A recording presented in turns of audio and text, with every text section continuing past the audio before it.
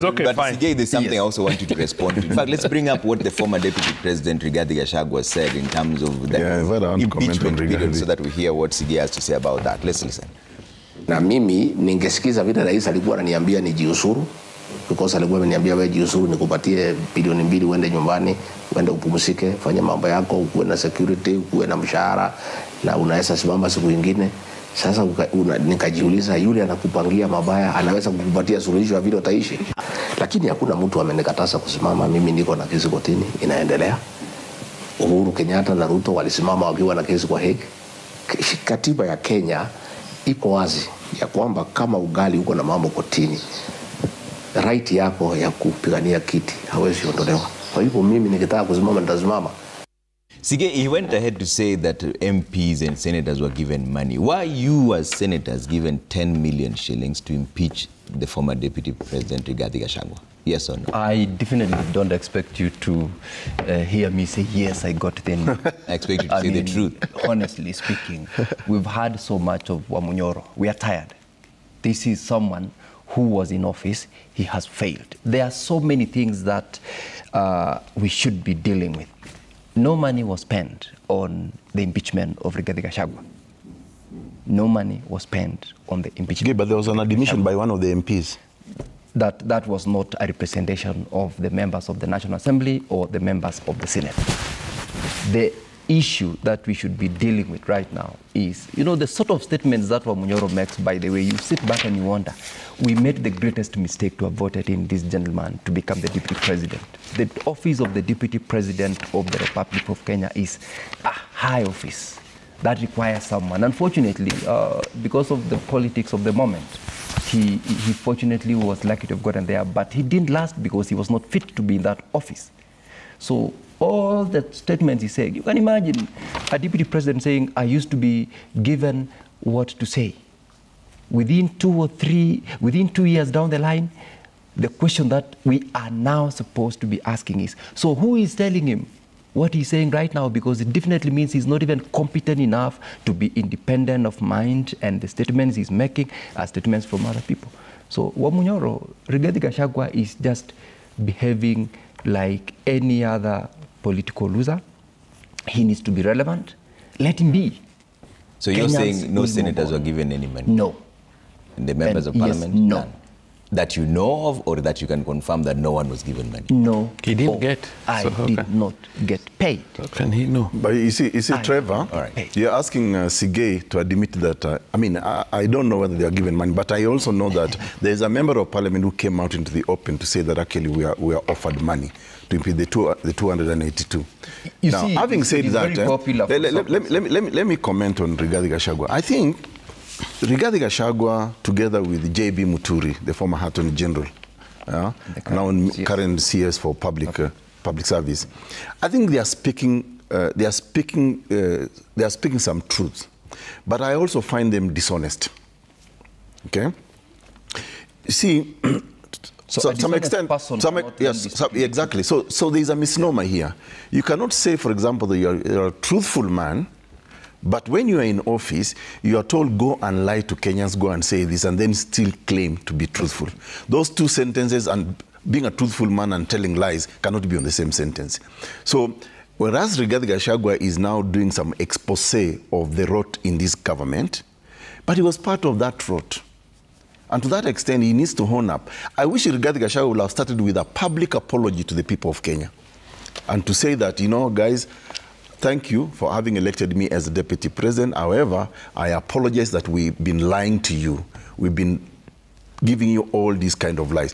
But he has not come to say that. So I do not think Rigathi Gachagua is a truthful man at all, even though he's saying things that somehow resonate with the thinking of Kenyans.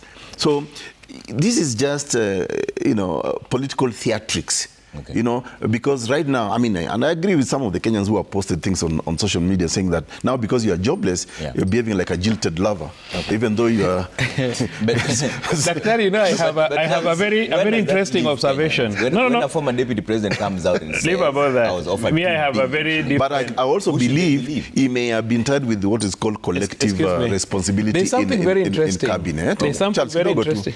Maybe he was gagged by the idea of selective, collective responsibility. However, there is the principle of resignation. If you don't agree with some of the decisions in government, don't stay there and keep on now misleading the public. Yeah. Whereas he's now saying things that Kenyans somehow agree with him, why didn't Gachagua resign? Why did he become part and parcel of the lying? So who is actually lying? In fact, the question should be, who is lying to who? Yes. Now, today you are talking. Now, let me tell you. What do you mean? I've always been talking, Charles. Now, let me tell you something very interesting. Yeah. There's this animal called parliament. I've seen Kenyans rate people who are elected to parliament unnecessarily very highly. If you've been in civil service and you've known how rising, for a very long time for us, even to rise to job group N and M was a process, very difficult process. I would want Kenya to undertake some little introspection. These two guys we are talking about, I think Geregade and JB, Kenyans need to go back and find out they left government at what level and why. I will not say anything. I know what you are saying. These two guys, they left government at what level? What level are they? Because they are still at that level. Let me tell you honest. No. I would want to I would want to see, today you want to educate Kenyans. Let's educate Kenyans. I want to be very humble, but I want you to say it, if you want to say it. One left as a magistrate, the other left as a DO. Reason? Did they resign? Did they leave their jobs? Or they were fired? You are the policeman, you must have investigated. No. I'm saying, or they were fired. And based on what? So sometimes when people leave government at a very junior level, then they become members of parliament. Then you start overrating them. People like us, we just laugh. Because they remain at that level where they were. But they left the government. Yeah, they remain at that level. And for the reason they left. You see, there's protocol in government. And that is why today, as a policeman, I've always told many people who don't know that I've actually not properly retired. I don't earn any pension. But the day I leave the police service formally, I'll have to sign an oath of secrecy. There's a purpose for it.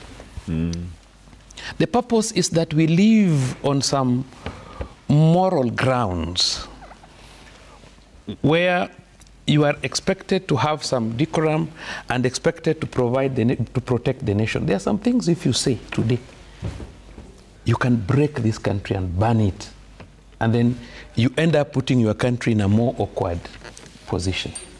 So what Ekuro has said, which I agree with, is the deputy president had an opportunity. I hope he's the 12th deputy president, and we will respect him for that because he was voted to that position. Had an opportunity to resign from government. But I saw him struggling to remain in government, paying lawyers, going to court. If the government was truly bad, if the deputy president ever resigned on his own volition, he would be having ground. He didn't. He has no ground. No matter what he does, it will just be bad. Okay. So what I'm saying is, you need to know your limits. More so if you are at the position JB is and you are a minister. That privilege to see the president is not with everyone. That privilege to go to the president and ask him, oh, my son, this guy you are talking for is an adult over 30 years old. 40, actually. 40. Why can't he speak? I've never heard him speak. Let him speak so that we tell him. But Charles, are you saying that our father cannot speak for us? You can, but when you are 40, surely, so you just come out once and tell us, instead of subjecting your father to torture. But you see, what Charles is describing an ideal situation where people actually respect institutions, or people occupying those institutions actually bring honor and respect to those offices. The situation in Kenya is totally different. And that's one of the geniuses of Kenya's constitution making was this chapter 6. That you hold an office, you hold it with integrity, respect, do not demean that office. That's what Charles is talking about in an idealistic way. Okay. But he's also not telling Kenyans that it's more about political survival For Rigathi, yes, to have fought not to be impeached, he just wanted that political office for self-gain and self-aggrandizement. Okay. So, Charles, you're describing a situation where people would respect the officers and they have integrity. So, the measure of integrity for me, for Rigathi Gachagua, is he ought to have resigned. You ought not, if that government is bad, and majority of Kenyans agree the government is bad, yeah. But why are you being part of that bad government? Okay. And then now when you are being kicked out, you now Start come fighting. out crying. Good, I want us to stay away from that conversation Okay. now and talk about this issue of the U.S. freezing cash for the Haiti mission. More than 40,000 Kenyans are facing job losses because USAID has been given a stop work order. Same thing to the Haiti mission. Is this a necessary expenditure for us? You've been a known critic against this Haiti mission, but now the government also says that it will still continue. Is it necessary for us to focus there or just leave it to stop the way the First of all, Trevor, as you know, I went to court successfully, got a favorable judgment to stop the deployment of our policemen to Haiti, and we anchored our arguments on the Constitution of Kenya that a national police service should operate within the jurisdiction of Kenya.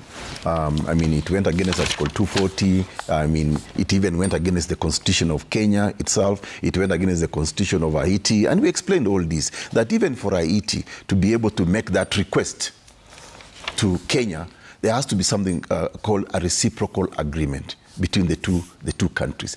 We don't even have diplomatic relationship with Haiti today, as we speak, and for that request had to come from an elected president of the Republic of Haiti. That time we had a man called Ariel Henry, who was the prime minister. In fact, he was not even elected. In fact, before he was even approved by the Parliament of Haiti, they had just killed Moise, the elected president of Haiti.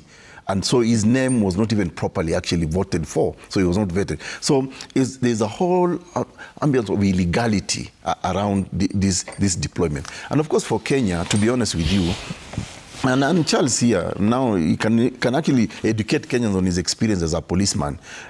He knows that there are very serious insecurity issues in this country, including just the other day, 6 of our chiefs from northeastern were abducted by Al-Shabaab. You know, so instead of us really protecting the people of Kenya, we are going into a country that whose violence is actually being funded from the United States of America through the port of Florida. And all those gangs are actually from the United States. Why are we going into the mess of another country? The French were there, the people of Haiti defeated them. The Canadians went, they were kicked out. The US went, they were kicked out. The UN went there, even introduced cholera that killed about over 500,000 Haitians. We should have been proud of this nation to say this is the first black nation, became independent in 1804. And we should not be meddling in their affairs because they are painting the image that Haiti is a poor country, is this or that, but it's a very rich country. If you, for example, just delve deeper into the resources in Haiti, it's one of the richest countries in the world. If Haiti is this bad, why is the United States, holding one of the biggest, these state houses in the embassies in the Western Hemisphere in Haiti? It's about plunder. And for me, as a patriot, yeah. I do not want my country, yeah, to be used as a pawn. Yeah. In these globalist imperialists exploiting another black nation. Okay. I would love for Kenya to genuinely, of their own volition, say to the people of Haiti, let's first establish a relationship, we want to help you, but not to be used by imperialists. And that's why I'm opposed to this mission, and I'm happy the United States has stopped, they have frozen the funding. Okay. And now we are saying, even instead of putting money to the chief Shah, we want to withdraw money to go and fight these gangs that are being funded by the United States of America. Yeah. We are being ridiculous. Sige, is this a necessary mission for us? Yes, Trevor, it is a necessary mission. You see, Kenya is one among the League of Nations. We are not an isolated territory in the world. We are a member of the United Nations. And the reason as to why Kenya is in Haiti is because of a resolution. Indeed, yesterday, I believe the government spokesperson issued a press on this particular aspect, The National Presidential Advisor similarly issued a comment on it, as well as the Principal Secretary for Foreign Affairs. So much that when we ask ourselves why we are still in Haiti, it is because we do not take a moment to understand why in the first place we went to Haiti. And my good friend here is not admitting the fact that even having gone to court, the process of taking our police officers to Haiti is lawful, it is legal. No, I'm not. And therefore, we are there in... Sige, you're a lawyer. Please don't lie to people about lawfulness. What the United Nations approved. This is actually what the government spoke on yesterday. Without being a senator. This was a resolution. I didn't interrupt you, Ekuru, when... but I think we should not lie to people on national this TV. was a resolution passed in 2023, not 2024, by the United Nations on, I think, resolution number 2699 as per yesterday's statement that was issued. Now, why are we in Haiti? Should actually be the question. Why are we in Haiti? Should be the question. As to whether we are funding or not, these are funding by nations. Actually, the countries involved in Haiti are 27. Kenya is one of the 27 countries who are supporting this Haiti mission. And there is a trust fund created by the UN resolution to fund the processes and to support the mission in Haiti. In fact, whether or not the US has withdrawn its support does not affect the mission, because the fund itself is up to the period, I believe, September this year, it's fully funded. Now, the reason why we're in Haiti, first of all, I've said is because we are one among the League of Nations. We are an active member of the United Nations, and the resolution of the Security Council was we lead this mission. That is number one, why we are there. Two, and he's put it very well, Haiti is one of the sixth region that has got the Black Africa. And therefore, every other country would want to see his or her brother in peace. We are going there not to do anything, but to keep peace. And we have so far done very, very well. Haiti people deserve... This is not a peacekeeping mission. And therefore, I mean, Haiti people also need peace. Okay. And I believe Owino will probably as a police officer. Let me say something. It's not a peacekeeping mission. Let me conclude this by saying, as to whether or not we have used our resources to Haiti, the mission in itself is important for the people of Haiti, for the people of Kenya as a member of the United Nations. And every democratic state, Trevor, would want to participate in building another democratic state. That is exactly what we are doing. So we, as Pan-Africanists, are also in solidarity with our brothers and sisters of Haiti. Okay, Jam. Ekuru, would you stop paying school fees for your brother's child merely because you are struggling? No, I will not. Anyway, let me continue. Let me say something. But it depends whether I have the resources or not. You'll answer me. It depends whether I have the resources or not. You'll answer me further. The National Police Service not only has jurisdiction to operate in Kenya. In history of this country, the Kenya National Police Service has served peacekeeping missions as far as East Timor, Bosnia-Herzegovina, Liberia, Sierra Leone, South Sudan, amongst others. And we have even been in Somalia since 2013. The issue, the money that Trump government has frozen is $14 million US. The US government is still supporting the Haiti mission through the military in terms of equipment and many other, about $40 million US. We have a trust fund for the Haiti mission, which amounts to $140 million US currently, that will push it up to September when the mission was supposed to end. This money has been contributed by a number of nations. There are about 27, including Japan and Canada.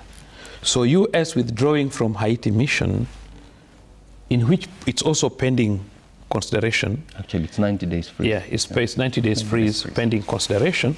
We hope they'll see the purpose and need to fight the gangs in Haiti. We are proud that Haiti got independence in 1804, and therefore we should have peace in Haiti. Currently, it is not only Kenya in Haiti. Guatemala has provided police officers, Jamaica, and also Belize are in Haiti. Kenya went first, but after people had seen People thought that when Kenyans go there, they would be butchered. They would be killed. Yeah. And when people saw the kind of work Kenya has done, Guatemala has joined, Jamaica has joined, Belize has joined. And Kenya government has just deployed a diplomat, Mr. Nur Gabo. Mr. Nur Gabo is a police officer who served for more than 30 years. Mr. Nur Gabo served in the peacekeeping mission in Sierra Leone for 5 years. Mr. Gabo equally served in the UN Office for Peace Mission in New York for 6 years. During his tenure, he moved the world and trained officers on peace mission across the world. He's an officer with good knowledge, capacity, good education background, has paramilitary training, knowledge, and capacity. And he has been rightfully deployed to Haiti. Remember, he undertook the background study of Haiti before our deployment. For your information, we have trained the operation in Haiti is intelligence-led operation, where we have had officers from Haiti trained on intelligence collection here, something that maybe you are not aware of. So the operation is intelligence coordinated operation. You don't just do it haphazardly.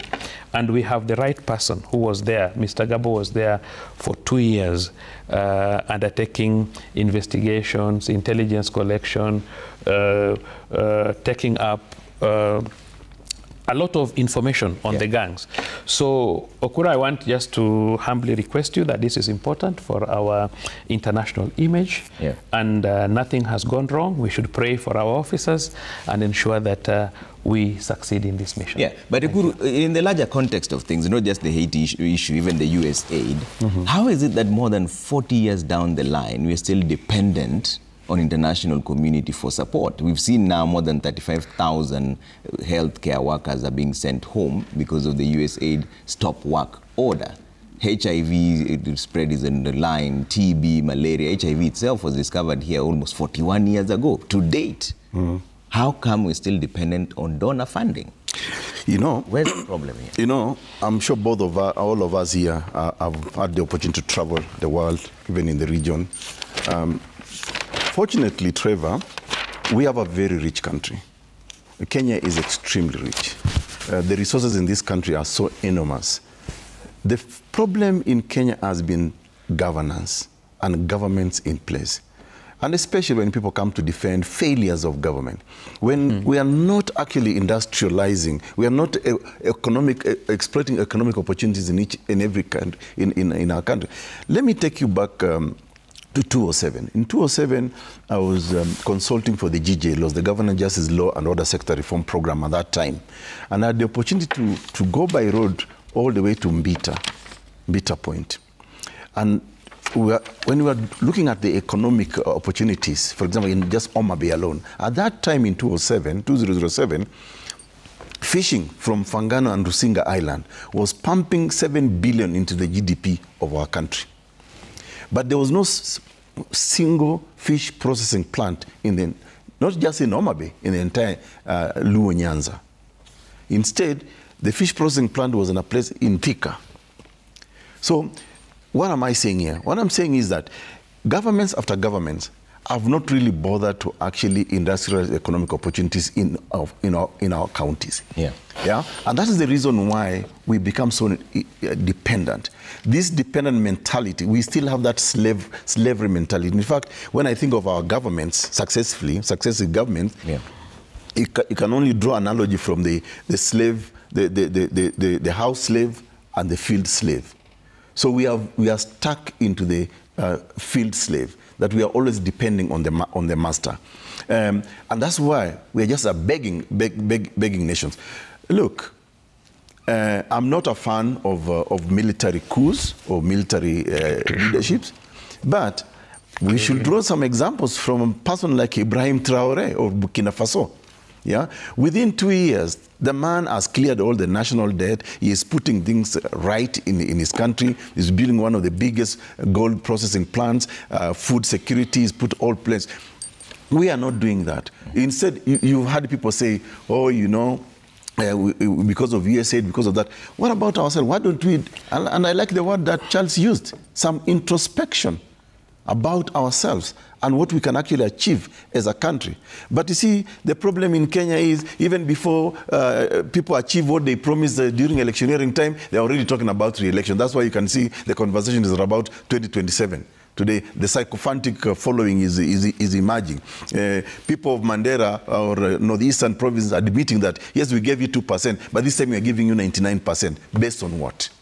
You know, so we are not looking, actually, you're right, we are not looking at the bigger picture. Yeah. The potential that this country has is so huge, we shouldn't even be begging honestly. Yeah. Sige, why is it that Kenya is still dependent on donors more than 62 years later after independence? One of the black and white reasons is what I would say governance. I will agree, at least for once, with Ekuru here. For once? That, yes, when we don't have proper governance, we tend to abuse every opportunity that comes our way in terms of proper leadership, in terms of utilization of resources, and that is why we're still struggling with corruption.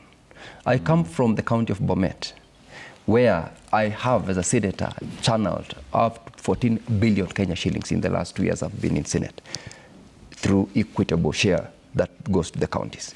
I can tell you as a matter of fact that we do not have that kind of a flagship project that we can hold on to and say this has been done by the county government. The reason as to why then we're still relying on such foreign aid or support from development partners is because of corruption and, as I've said, governance. And of course, now there is some element of inequality that has been there for quite a while in this country. And that is why we support the call by the president when he says we want to have everybody on board. We wouldn't be listening to the conversation like what the former deputy president, Mr. Gachagua, is talking about. Mulima. We should be talking about Kenya as a nation so that the resources which we have all the way from Turkana to Coast, to Western Kenya, to the Rift Valley, is harnessed for the benefit of the country called Kenya, and not of the tribe, and not of the region that we come from. Bottom line, governance has been the problem. And that is why we're saying we wish we could support a call by the president that let's make these unpopular decisions for now, where not everyone else will be very happy as to the decision you make, but ultimately you are looking at making those decisions to enhance growth and development and to see Kenya in the future. Okay. That is basically it. Charles. I think Okura said a very good thing. Yeah. Let us not talk about 2027. And that is what the president was saying. Tungoje 2027, wanaume wapatane kwa kiwanja. Okura, you know democracy has its pros and cons. You know, here you want to do affordable housing, Ekuro abenda kotini. You want to take your people to Haiti, Ekuro abenda kotini. Ekuro, hiyo Taura hafanyi. Huko kwake ni order. Akisema watu waende kwa shamba, ni shamba. Lakini hapa, you know what you guys do. So democracy has also its problems in terms of governance. And there's something you said very well. Okuro, you have been in very good positions. You know, at one time you were even the chair who brought in electoral commissioner. You have been involved in drafting this constitution. And I also want you to be involved in growing this country. I don't want you to be used on the side of criticizing even what is good. But it is not within my authority. I don't know how I'll bring you. Unfortunately, that's the easiest. Yeah, I don't know how I'll bring you to government to do this. But there's something you said which is very important. Devolution. You know, every part of this country is unique. There is a way Northeastern region, the governors of Northeastern region, there is a way they can package Northeastern. Where we can even get, it's an economic because block. they have a lot of vast land.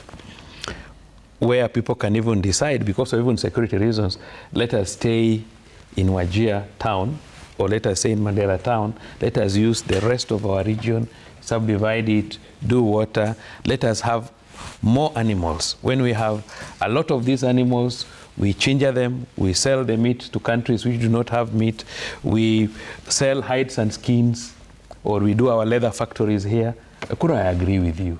Governance is a problem. You go, for example, to my county, the main thing there, we have a lake. How do we preserve our lake? How do we fish? Why should we have a fishing processing factory in Thika or in Nairobi? Why can't we have it in Siaya? We have Yala Swamp. Why do we want to lease it out to our Indies? Why can't we use our own money and infrastructure to develop it? So, if governance, if we can be moral in the way we do our things, because you find people are competing on other basic things, even this dependence issue. Ekuro, I can tell you a very interesting thing. In my village, I do a little bit of farming. I employ every day, you cannot get less than 40, 50 people in my farms. But my neighbors, my immediate neighbors, they would want to go to the farm at 8 and leave at 10 and earn same money that my neighbors from Busia